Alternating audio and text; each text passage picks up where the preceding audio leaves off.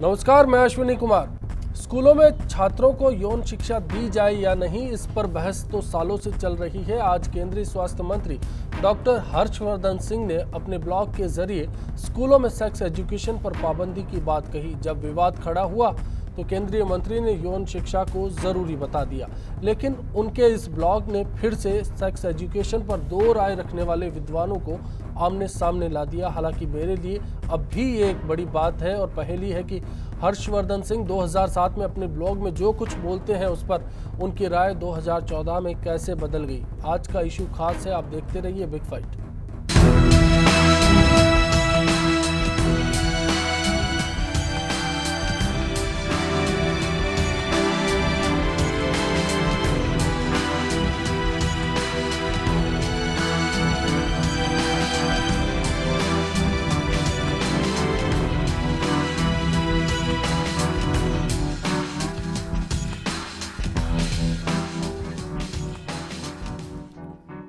Big fight में आज के मुद्दे पर चर्चा के लिए स्टूडियो में हमारे साथ हैं कांग्रेस से सुनील शर्मा जी, बीजेपी से तेज सिंह जी, विद्या भारती के जयपुर प्रांत अध्यक्ष बनवारी लाल जी नाटिया, सेंट्रल एकेडमी की प्रिंसिपल डॉक्टर आस्था और वरिष्ठ पत्रकार जगदीश शर्मा जी।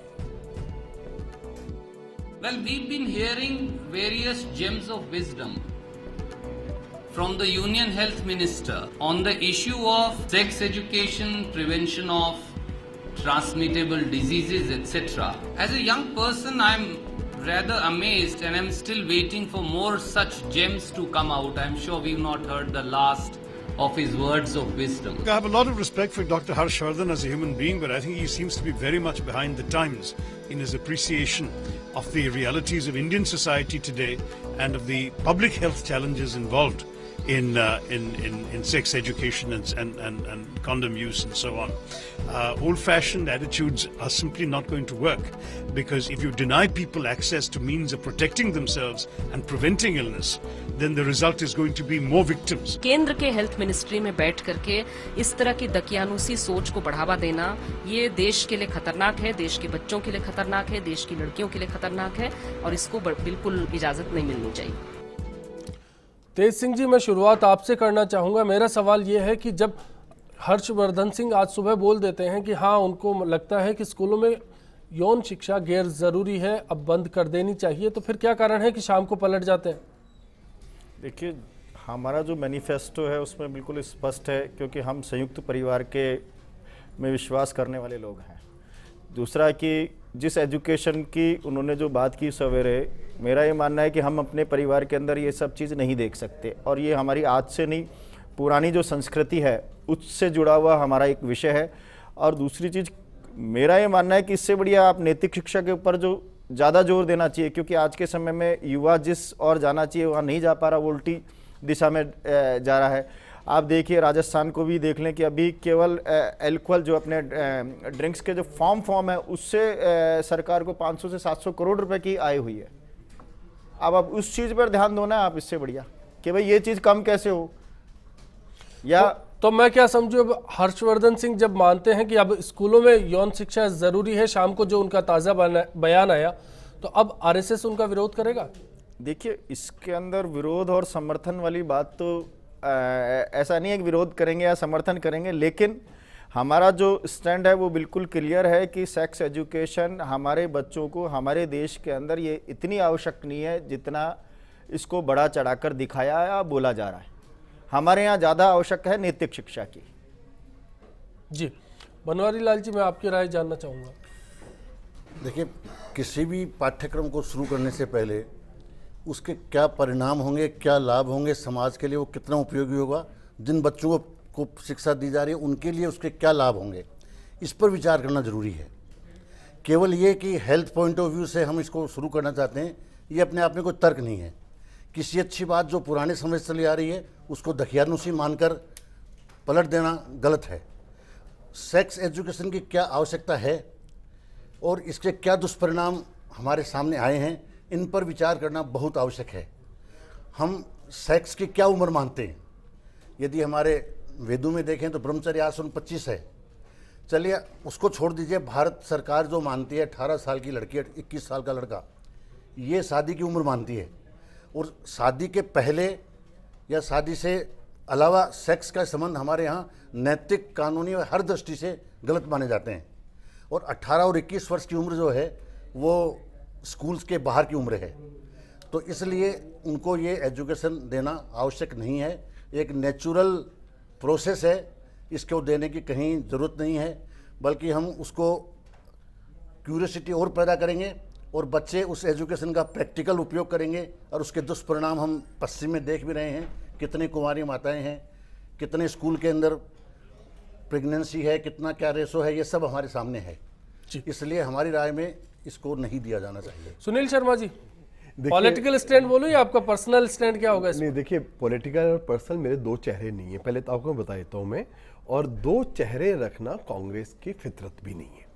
अब मैं आपको एक छोटा सा एक निवेदन करना चाहता हूं। दुर्भाग्यपूर्ण स्थितियां ये हैं कि जिस देश ने वात्स्यायन को पैदा किया हो, जिस देश ने अनंग रंग जैसे महान ग्रंथों की रचना की हो, जिस देश में जहां रति रहस्य जैसे पुस्तकें लिखी गई हो, वहां भारतीय संस्कृति क्या है और क्या नहीं है, मेरे ख्याल से भाजपा और संघ दोनों दिग्भ्रमित है। इन्हें पता ही नहीं है कि जिस देश में वात्स्यायन, आप बताइए, वात्स्यायन जिस चीज जहां पुस्तक लिख सकता है कामसूत्र, जहां हमारी पुरानी परंपरा है। अगर आप पुरानी परंपराओं की बात करें, अगर आप वेदों की बात करें, जिस वेदों के बारे में बात करते हैं, क्यों इन्हें ये पता नहीं है कि ये गुलाम वंश और उसके बाद के भारत की संस्कृति की बात करते हैं या गुलाम वंश और उससे पहले की भारत की बात करते हैं। अगर आप 10वीं शताब्दी से पहले के भारत की बात करें तो खजुराहो की मूर्ति आपकी संस्कृति का अंग है। अजंता और एलोरा की मूर्तियां आपकी सभ्यता और संस्कृति का अंग है। नैषध चरित्र का अगर आप श्री हर्ष का नैषध चरित्र पढ़ेंगे तो आपको भारतीय संस्कृति के विविध रूप देखने को मिलेंगे। और क्षमा कीजिएगा, मैं आपको एक बात कहना चाहता हूं, भारतीय मनीषियों ने हमारे 4 लक्ष्य माने हैं: धर्म, अर्थ, काम और मोक्ष। काम को कहीं भी वर्जित और वर्जना वाला विषय हम लोगों ने समझा ही नहीं। ये तो बाद में 10वीं शताब्दी के बाद मुस्लिम इंपैक्ट है, जिसको संघ और भाजपा भारतीय संस्कृति समझ बैठे। इनको भारतीय संस्कृति के बारे में बहुत ही कम ज्ञान है। क्षमा कीजिएगा, अगर भारतीय संस्कृति को जो समझता है वो इसको वर्जना और वर्जित, और इनको, क्योंकि इसी कारण समाज में कुंठा फैलती है। आप अच्छी तरह समझ लीजिएगा, क्योंकि भारतीय सभ्यता और संस्कृति बिल्कुल एक डिफरेंट बात है। आप महाभारत को पढ़िए, आप रामायण को पढ़िए। मैंने नैषध चरित्र के बारे में आपको मैंने अभी निवेदन किया। आप पूरे के पूरा संस्कृत का साहित्य पढ़िए, आप भास को पढ़िए, आप भारवी को पढ़िए, आप दंडित को पढ़िए। आपको अलग ढंग के आपको क्या लगता है जरूरी होना चाहिए? मेरी बात सुनिए, क्षमा कीजिएगा, आपको ऐसे भारत का दर्शन होगा जिस भारत के अंदर हर चीज बहुत खुले बात की जा रही। आपको वो संवाद भी मिलेंगे, यम और यमी के संवाद ऋग्वेद के अंदर है, जहां सेक्स के बारे में बहन और भाई आपस में बिल्कुल खुले रूप से इसकी चर्चा करते हैं।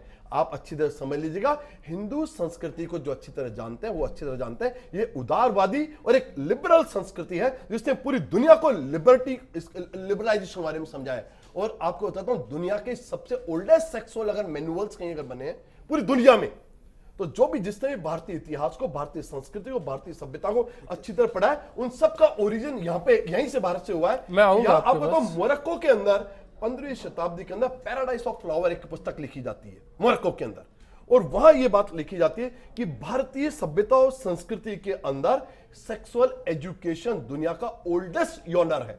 जी, चलिए, आपकी राय आई। अब मैं आस्था जी आपका रुख करना चाहूंगा, आपसे जानना चाहूंगा कि सेक्स एजुकेशन स्कूलों में जरूरी क्यों है? देखिए, sex education actually physical, emotional, biological changes जो बच्चों में होते हैं, अगर हम बच्चों को नहीं बताएंगे तो बहुत सारे माता पिता हैं जो इसकी चर्चा बच्चों से नहीं करते हैं। तो एक प्रिलिमिनरी स्टेज में व्यवहारिक ज्ञान अगर हम बच्चों को देते हैं तो वो अनुचित उचित समझते हैं कि क्या हमारे लिए सही है, क्या गलत है। वो व्यवहारिक ज्ञान स्कूल में एक स्तर पे, मैं नहीं कह रही कि बचपन से दिया जाना चाहिए, लेकिन जब बच्चा उस उम्र का हो, जब वो समझने लगे, क्योंकि हम नहीं समझाएंगे तो वो मीडिया में, इंटरनेट पे आजकल बहुत सारे उसके एक्सपोजर है, वो कहीं ना कहीं से तो देखेगा। लेकिन अगर हम बताएंगे तो उसे सही गलत का जरूर बताएंगे कि हाँ ये सही है, ये लिमिटेशन है तुम्हारी, उसको क्या उपाय करने चाहिए, उसको कहाँ तक ज्ञान होनी चाहिए। तो मेरे समझ से तो ये स्कूल में जरूरी है। जगदीश शर्मा जी, आपको नहीं लगता कि मसला काफी गंभीर है और इस पर पॉलिटिक्स नहीं होनी चाहिए, जो भी चीज है देश के भले के लिए सामने आए? देखिए, एक मैं दो बातें बहुत अलग ढंग से कहना चाहूँगा। न तो हमारे देश में पौराणिक संस्कृति की कोई मान्यताएं अब बहुत ज़्यादा कायम है, क्योंकि बाकी सब चीज़ों में तो हम उस एक शैल से बाहर निकल रहे हैं, चाहे वो आर्थिक स्थिति हो, चाहे राजनीतिक स्थिति हो, चाहे पढ़ने लिखने की शैक्षिक स्थिति हो। शैल से बाहर निकलकर हम दुनिया के साथ compete करने की कोशिश कर रहे हैं जी। और कुछ चीज़ें ऐसी हैं जिनका पैराडॉक्स बनाए हुए हैं, हम अभी तक उस शैल को तोड़ने की कोशिश नहीं कर रहे। तो जबकि बच्चे खुद अपने लेवल पर इस बात को ज़्यादा बेटर समझते हैं, पेरेंट्स को ये, क्योंकि पेरेंट्स एक ऐसी सांस्कृतिक परिवेश से बाहर निकले हुए हैं, एक ऐसी फैमिली की वैल्यूज़ हमारे अलग ढंग की बनी हुई हैं जिनसे पेरेंट्स को इस बारे में चर्चा करना ही बड़ा मुश्किल का काम है। लेकिन अब वो ज़माना नहीं बचा है। अब ज़माना वो बचा है जिसमें कि पेरेंट्स को आगे आकर, जैसा कि मैडम कह रही हैं, बच्चों को ये बताना पड़ेगा कि इसके गुण दोष क्या हैं जी। गुण दोषों पर अगर चर्चा नहीं करेंगे तो हो सकता है ब्लंडर करें, और करते रहें, ऐसा नहीं है। मैं एक चीज़ आपको, साइड इफेक्ट्स हो सकते हैं। मैं आपको एक ताज़ा सर्वे दिखाता हूं। जब सवेरे आपका कॉल आया कि आज इस मुद्दे पे चर्चा करनी है, तो मैं नेट पे कुछ पढ़ रहा था। बंगलौर में साइंस, मतलब लाइफ साइंस करके एक इंस्टीट्यूट चलता है, जहाँ की ज़्यादातर लड़कियां हैं जो शिक्षा लेने वाली हैं। उन्होंने एक सर्वे किया जब अपने यहाँ पे एंट्रेंस दे रही हैं। उस इंस्टीट्यूट को चले हुए अभी 2 ही साल हुए हैं, बंगलौर और पूना 2 ही जगह पर है। उन्होंने जब इस लाइफ साइंस के स्टूडेंट्स को ये एजुकेशन दी जाती है सेक्स के बारे में, प्रेगनेंसी के बारे में, जो कंसेप्शन के बारे में, इन सब चीज़ों के बारे में, तो वो बड़ा थोड़ा संकोच होता है। तो जो उसको चलाने वाले हैं, बेसिकली ट्रस्ट चलाता है उसको, और वो इस एजुकेशन को ज़्यादा बढ़ाने के लिए ही रिसर्च करते हैं। उन्होंने अपने स्टूडेंट्स के बीच में एक सर्वे किया जी, और स्टूडेंट्स उनके पेरेंट्स के साथ 49% जो स्टूडेंट्स हैं और उनके पेरेंट्स हैं, उनको ये पता नहीं है कि शादी तक उनको ये पता नहीं था कि सेक्स होता क्या है, या उसको किस तरीके से चलाना चाहिए, क्या उसकी मान्यताएं हैं, क्या उसके हाइजेनिक फैक्टर्स हैं, क्या उसके साइंटिफिक फैक्टर्स हैं, ह्यूमन बॉडी किस तरीके से बिहेव करती है, इमोशन उसके साथ किस तरीके से जुड़ा हुआ है, बाकी सब समस्याएं किस तरीके से जुड़ी हुई हैं, और किस तरीके से नई जो पीढ़ी है उससे कॉप विद करे। पहले तो ये होता था कि भाई शादी हो गई बस खत्म, ये सब सीख लेंगे, और लोग घरों में ये चर्चा भी करते थे खाने के लिए और सेक्स के लिए, इन दोनों के लिए किसी को बताने की जरूरत नहीं, अपना आप सीख जाते हैं। तो ये अपना आप सीख जाने वाली चीज़ें हमारे यहाँ बहुत सारी चल रही हैं, जिसकी वजह से कि हम बहुत धीमी गति से दुनिया में आगे बढ़ रहे हैं। अपने आप सीखने की जगह उसको अगर टाइम से और अच्छे तरीके से, वैज्ञानिक तरीके से, तो तालीम का एक हिस्सा भी होना चाहिए। हमारे साथ बिल्कुल जगदीश जी कॉलर है, फुलेरा से हमारे साथ जुड़े हैं सुनील कुमार जी। बताएं सुनील जी, क्या सवाल है आपका?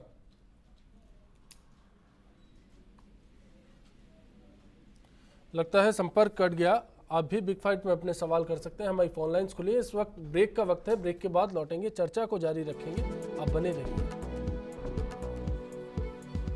आज वर्तमान परिप्रेक्ष्य में हम देखते हैं कि सेक्स से जुड़े हुए बहुत सारे अपराध हमारे समाज में व्याप्त हैं, कुरीतियाँ हैं। तो यदि हम आने वाली युवा पीढ़ी को यदि उनके अच्छे भविष्य का निर्माण करना है, तो उनको सेक्स से रिलेटेड जितना एजुकेशन पहले दे दिया जाए, ताकि उनमें एक अवेयरनेस हो और वो आने वाले लोगों के लिए एक मैसेज देवें। स्कूल्स वगैरह में, कॉलेजेस में सेक्स एजुकेशन अब कंपलसरी, सरकार को कंपलसरी करना चाहिए। कि आए दिन हम अखबारों में, न्यूज़पेपर्स में पढ़ते हैं कि हमारे समाज में सेक्स से रिलेटेड या कई इस प्रकार के जो अपराध दिन ब दिन बढ़ते जा रहे हैं। यदि हम इस हमारे आने वाली जो पीढ़ी है उसको इसके बारे में पूरी जानकारी देंगे, तो हमें हो सकता है कि इन अपराधों में कुछ हम कमी ला सकते हैं।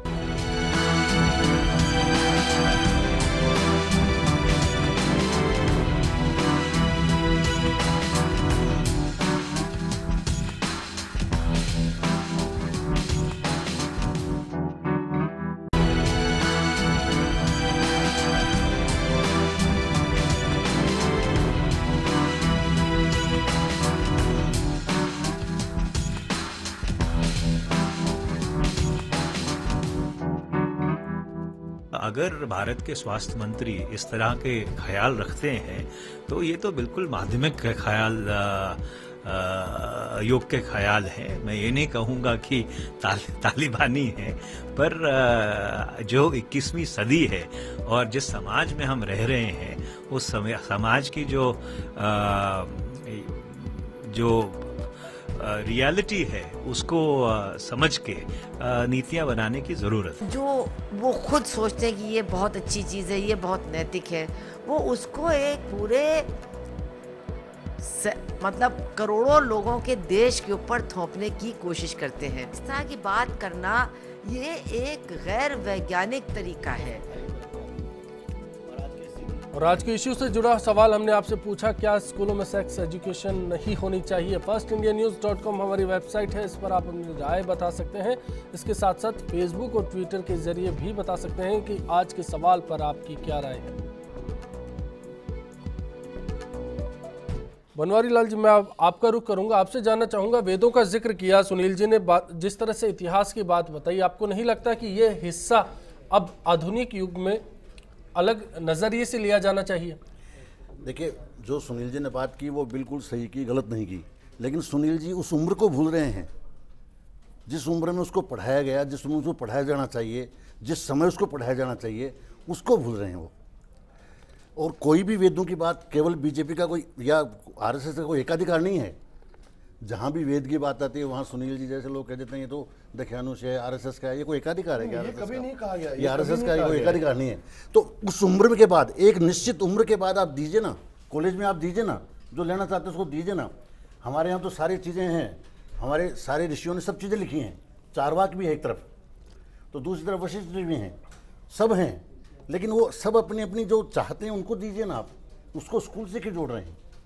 और रही बात समस्याओं की, जिस समय सेक्स एजुकेशन ये चाहने पे नहीं चलेगा। एजुकेशन चाहने पे कभी नहीं दी जाती है। एजुकेशन तो बचपन में तो दी जाती है। एक बात मेरे को सुन लीजिए, जो समस्याओं के बारे में, जिनके बारे में बात कर रहे हैं आप, जिस समय सेक्स एजुकेशन नहीं दी जा रही थी वो समस्याएं ज्यादा थी या कम थी? बलात्कार, व्यभिचार, रोग, एड्स, ये सब उस वक्त कम थे या ज्यादा थे? आप विचार कर लीजिए आप। नहीं तो इसीलिए तो आज जरूरत है। देखिए मेरी बात सुन, अगर इसका मतलब ये है कि जब नहीं दी जा रही थी, देखिए मैंने पहला जो कच्ची उम्र में उस बच्चे को कई चीजें सिखा रहे हैं। मैंने जो पहला मेरा असर्शन दिया, वो असर्शन दिया एक हिस्टोरिक पर्सपेक्टिव में। मैंने ऐतिहासिक तारीखी पस मंजर में आपको पहले मैंने बात बोली। अब मैं आपको दूसरे ऐतिहासिक वाले में अगर हम देखिए, अगर साइंटिफिक उसको दोबारा बात सुनील जी को बोलने दीजिए, आपके पास आ जाऊंगा तेज सिंह जी। अगर हम साइंटिफिक कंटेक्स्ट में बात करें तो देखिए ये जो जमाना है ये इंफॉर्मेशन सुपर हाईवे का जमाना है। बच्चे अपने आप इंफॉर्मेशन गैदर करते हैं। मैं आप अच्छी तरह समझ लीजिएगा कि अगर एक परफेक्ट सुपरविजन के बिना अगर वो रखेंगे तो उन्हें इंफॉर्मेशन और मिस इंफॉर्मेशन के बीच में डिफरेंशिएट करना उनके लिए टफ काम है। तो कौन सी इंफॉर्मेशन और कौन सी मिस इंफॉर्मेशन है, अगर उसके बारे में आफ्टर अटेनिंग अ प्यूबर्टी, देखिए इसको भी अच्छी तरह समझ लीजिएगा, सेक्सुअल एज की क्या उम्र होनी चाहिए। एज एन एकेडमिशियन बोल रहा हूं आपको मैं, एज एन पॉलिटिशियन नहीं बोल रहा हूं मैं, कि आफ्टर अटेनिंग ऑफ प्यूबर्टी, क्योंकि प्यूबर्टी और एडोलेसेंस ये दो एक ऐसी चीज है जिसके लिए पूरे दुनिया भर के एकेडमिशियंस इस बारे में डिबेट करते हैं कि एक एडोलेसेंस जो एज है, जब बच्चा बड़ा हो रहा है मगर यंग नहीं हुआ है। देखिए अच्छी तरह समझ लीजिएगा, प्यूबर्टी अटेन कर लिए, प्यूबर्टी अटेन करते ही पूरे बॉडी के अंदर हार्मोनल चेंजेस आ रहे होते हैं। उन हार्मोनल चेंजेस के आते वक्त that time it is the most required thing. उस जमाने में ये सब ज्यादा जरूरत है कि आप प्यूबर्टी अटेन कर रहे हैं, आपके डिफरेंट ढंग के एस्ट्रोजन या टेस्टोस्टेरोन हार्मोन्स ये वक्त की दरकार है। आपकी पिट्यूटरी ग्लैंड डिफरेंट ढंग से फंक्शन करने लगी है। अब उस जमाने के अंदर आपको अगर हल्की सी भी मिस इंफॉर्मेशन है, अब शिक्षा के स्तर को मैं बदलने की जरूरत है। शिक्षा की जो नीतियां हैं उनको बदलने की जरूरत है, निसंदेह बदलने की जरूरत। चलिए इस पे बात करूंगा। उससे पहले हमारे साथ एक कॉलर है अजमेर से, डॉक्टर अशोक जोशी। बताएं जोशी जी, क्या सवाल है आपका? सर मैं निवेदन कर रहा था जी कि सेक्स एजुकेशन की रेस्पॉन्सिबिलिटी सोसाइटी किसको देती है? हमारे स्कूल्स के टीचर्स अगर सेक्स एजुकेशन पे बात करते हैं तो उनको हीन भावना से देखा जाता है। हमारी गुरु शिष्य परंपरा इसको अलाउ नहीं करती है। मैं निवेदन करूंगा, अगर कक्षा 9 में साइंस की बुक में पूरा लेसन दिया हुआ है, जीवन कक्षा 8 में ह्यूमन रिप्रोडक्शन सिस्टम पे पूरा लेसन दिया हुआ है, अगर कोई साइंस टीचर उसको ईमानदारी से टीच करे तो मैं समझता हूँ बहुत कुछ फंडामेंटल्स क्लियर हो सकते हैं बच्चों के। और अभी डॉक्टर साहब फरमा रहे थे कि बच्चे को एजुकेशन में पुबर्टी एज से पहले उनके मोबाइल में आज वेस्टर्न कल्चर की जो फिल्म्स मिल गई है और उनसे को देख के उनमें जो हीन भावना आती है, नॉन पोटेंशियली डेवलप हो जाती है, इन सब से उनको काउंसलिंग कौन करेगा? सोसाइटी में टीचर है नहीं, प्रॉपर सेक्स काउंसलर हमारे पास स्कूल्स में नहीं है, विलेजेस में नहीं है, और जी, अगर कोई देने की शुक्रिया कोशिश जोशी करता जी। बिल्कुल एक सवाल काउंसलिंग का है। पहले तेज सिंह जी आप अपना जवाब दीजिए, फिर मैं डॉक्टर आस्था के पास जाऊंगा और काउंसलिंग वाले इस सवाल पर बात करेंगे। डॉक्टर साहब ने कहा खुजराव में इन्होंने फोटोएं देखी इस तरह की, क्या उनकी उम्र देखी उन्होंने, कितने वर्ष की है वो महिलाएं, उसके बारे में चर्चा करें पहले। ये क्या वो 12 साल 13 साल या 15 साल की महिलाओं की फोटोएं हैं क्या? वो सब 20 से 25 साल की महिलाओं की फोटोएं हैं। नहीं देखो तो हम नहीं पत्थर से पता पड़ता है सर। ना ना ना ना ये गलत है। आज मैं किस उम्र का हूं, मैं अगर यहाँ पर बच्चा हूं तो मेरे बच्चे की फोटो बनेगी यहाँ पर। मैं यही कह रहा हूं यहाँ ऐसा नहीं है, आप ये गलत कह रहे हैं। आप मेरी अगर यहाँ पर आज यहाँ पर मेरी मूर्ति बनाएंगे तो मुझे बता सकते हैं कोई भी जो पढ़ा लिखा व्यक्ति है कि हाँ ये 30 से 40 साल का लड़का है, और आपकी अगर सफेद बाल की बनाएंगे तो ये बता देंगे कि हाँ ये 60 से 70 साल का व्यक्ति है। तो पहले खुजराव की फोटो अच्छी तरह देखें, और जहां जहां की बता रहे हैं वहां की अच्छी तरह देखें कि उनकी उम्र क्या है। देखिए एजुकेशन की जरूरत मेरे ख्याल में इसीलिए है। एजुकेशन की इन्होंने जिस चीज का इन्होंने सहारा लिया, बच्चे के स्तर पर किस तरह से ये बात जाए। मैं ये बात कर रहा हूँ 18 साल के बाद आप शिक्षा देनी है तो आपने अमेरिका, फ्रांस, जर्मनी जहां पर ये घूमकर आए हुए हैं वहां सबसे ज्यादा बच्चे कैसे पैदा है, उनकी सरकार का सबसे ज्यादा खर्चा अगर अमेरिका, फ्रांस, जर्मनी, इंग्लैंड वो उन बच्चों का है जो कि केवल 18 साल से कम पहले लड़की के पैदा हो जाता है, उसका बाप कोई नहीं है, उसकी मां कोई नहीं है, उनका सबसे ज्यादा खर्चा अगर वो है तो विदेशों में वो, और फिर उसके बाद में दूसरे नंबर का अगर विदेशों में सबसे ज्यादा अगर खर्चा आता है इस बहस में हम लोग तो बेहतर होगा। नहीं ये केवल ऐसा नहीं है। मैं ये कह रहा हूं कि आप एजुकेशन, मुझे पता है कि आज एजुकेशन हमें हमारे जो चरित्र को गिरा रही है इसको ठीक करने की एजुकेशन दीजिए ना आप मुझे। आज मैं मेरे माँ बाप के पैर नहीं छू रहा, मुझे एजुकेशन वो दीजिए ना। ये है प्रॉब्लम। आज मैं ढंग से पढ़ ही नहीं रहा, वो कैसे मुझे एजुकेशन, क्या ये जो शिक्षा मेरे को मिल रही है वो मेरे काम आ रही है क्या? मैंने लॉ की लेकिन मेरे कोई काम की नहीं है, मैंने एमए की मेरे कोई काम की नहीं है वो शिक्षा। क्या ये जो शिक्षा है वो मेरे काम की है क्या? मैं आयुर्वेद और इनकी पढ़ाने की बात करता हूं तो आप कहेंगे नहीं ये तो धार्मिक है।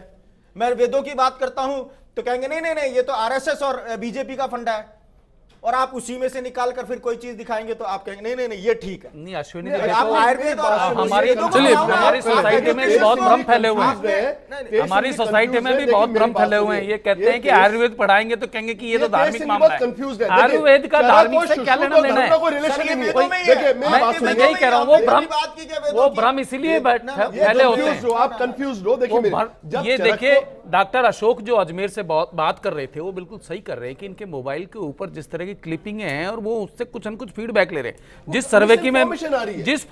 सर्वे की मैं पहले बात कर रहा था उसमें एक दूसरा पार्ट था। दूसरा पार्ट ये है कि इन्होंने अपनी लाइफ में कहां से ये जानकारी प्राप्त की, सेक्स के बारे में या दूसरे उससे कोरिलेटेड सब्जेक्टों के बारे में। मुद्दा है कि इंफॉर्मेशन को राइट वे में किस तरह से कलेक्ट किया जाए। ज्यादातर जो है उन्होंने नेट से जानकारी ली, या ये जो 2 नंबर की एक्स रेटेड जो है साइट्स चलती हैं बहुत सारी, वहां से ले रहे हैं। इसको मार्केट खुल गया है तो बजाय वहां से जानकारी लें और गलतफहमी में पड़े। चलिए अगर ऐसी किसी स्थिति में बच्चा है तो फिर उसके लिए क्या किया जाए? डॉक्टर आस्था क्या लगता है कि काउंसलिंग लेवल के लिए जरूरी है कि स्कूलों में सेक्स एजुकेशन को इन्वॉल्व किया जाए?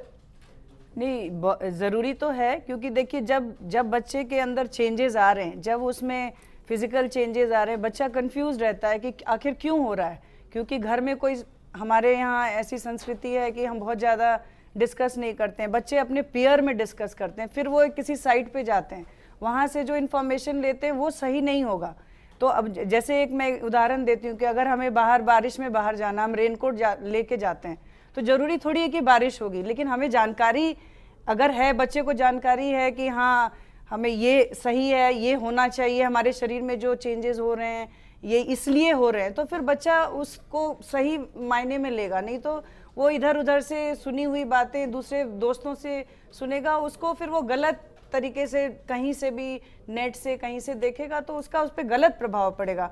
उसको पता रहना चाहिए कि हाँ मुझे मेरे अंदर जो ये चेंजेस हो रहे हैं, आप देखेंगे इस एज में बच्चे बहुत रिएक्टिव हो जाते हैं, तो उसे पता ही नहीं है कि this is because of the hormonal changes in the body. Who will tell him? The school will नहीं इस चीज को हार्मोन्स वाली जो चेंज वाला जो बहुत बड़ा नहीं, मैं भी इस चीज को मानता हूं, मैं नहीं कह रहा। देखिए हार्मोन्स का बहुत बड़ा कारण चेंजेस का ये है कि आज जैसे जयपुर इतना बड़ा है, 30 लाख लोग जयपुर में रहते हैं। क्या जैसे मैं जिस उम्र में मैं जिस उस पर आया तो वो थी 22 से 23 साल की उम्र, जिसे कहते हैं युवा होने की। लेकिन अभी बच्चा कम उम्र में जवान हो रहा है। उसका कारण क्या है, पहले इसको खोजो ना आप। उसका कारण ये कि ना हमने बच्चों के ये इस तरह से कहीं नहीं जा रहे हम लोग। तेज सिंह जी, मुद्दा ये है कि क्या स्कूल लेवल पे क्या टीचर, अगर बच्चा खुलकर घर में बात नहीं कर पाता तो क्या स्कूल एक ऐसा जरिया हो सकता है कि बच्चे को पथ भ्रमित होने से बचा ले? मुद्दा वो है। जितनी जानकारी चाहिए उतने तो साइंस के चैप्टर्स में है ऑलरेडी। नहीं, चैप्टर्स को तो लेकिन आखिर स्कूल में ही बताया जाएगा। सुनील जी, आपको लगता है कि और अभी उसको सशक्त बनाने की जरूरत है, खुलकर बात करने की जरूरत है? मैं आपको बिल्कुल बता देता हूँ एक बात में कि ये बहुत ज्यादा जरूरत इसलिए है कि पहली बात तो तेज सिंह जी को भी कुछ कॉन्सेप्ट इनके भी क्लियर होने चाहिए, शायद इन्हें भी इस चीज की जरूरत है इस एजुकेशन की, कि जो एडोलेसेंस जो है वो एडोलेसेंस करीब 22 साल की उम्र में नहीं होती है। एडोलेसेंस जो आपकी जो प्यूबर्टी की जो एज है, एज ऑफ जो प्यूबर्टी जिसे बोलता है, और ये पूरे इंटरनेशनली, और आज से नहीं, ये पिछले 5 लाख साल से 25,000 से होमो सेपियंस बने।